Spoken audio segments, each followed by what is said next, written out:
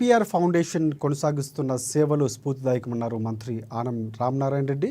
ఇక ట్రైసైకిల్ అవసరమున్న వారికి గుర్తించి ఎంపిక చేయటంలో ఇక విపిఆర్ ట్రస్ట్ చూపించిన అంకిత భావం అభినందనీయమన్నారు. స్వయంగా కదల్లేని వికలాంగులకు ట్రైసైకిళ్లను సమకూర్చి వారిలో ఆత్మస్థైర్యాన్ని నింపే కార్యక్రమాన్ని తాను కీలకంగా భావిస్తున్నామన్నారు వేమిరెడ్డి ప్రభాకర్ రెడ్డి.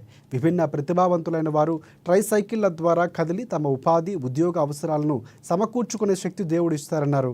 ఇక ఆత్మకూరులోని పంపిణీ కార్యక్రమంలో మంత్రి ఆనం రామనారాయణ రెడ్డి పాల్గొన్నారు. సుమారుగా 150 మంది దివ్యాంగులకు ట్రైసైకిళ్లను పంపిణీ చేశారు. హై లెవెల్ కెనాల్ గురించి చెప్పాం.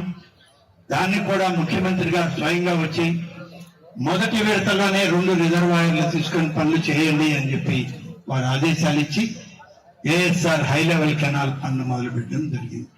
ఇప్పుడిప్పుడే పనులు మొదలు పెడుతున్నారు. ఈ సీజన్ లో మొదలవుతాయి.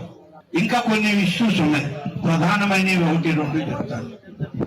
మనకి గతంలోనే ఐటీఐ స్కూల్ ని మనం సంగం మండలంలో పెట్టాం. ముఖ్యంగా సంగం మండలం వాళ్ళకి ఐటీఐ స్కూల్ సంగం మండలంలో పెడితే అక్కడ భవనాలు లేక తెచ్చి ఇక్కడ పాలిటెక్నిక్ కాలేజీలో మొదటి అంతస్తులో తాత్కాలికంగా పెట్టి ఇప్పటికి 6-7 సంవత్సరాలు గడిచిపోయింది. భవనాలు ఎవరు కొత్త స్కూల్ దాని ప్రాంతంలో ఎక్కడ ఇచ్చాము అక్కడికి తీసుకువెళ్ళి అదే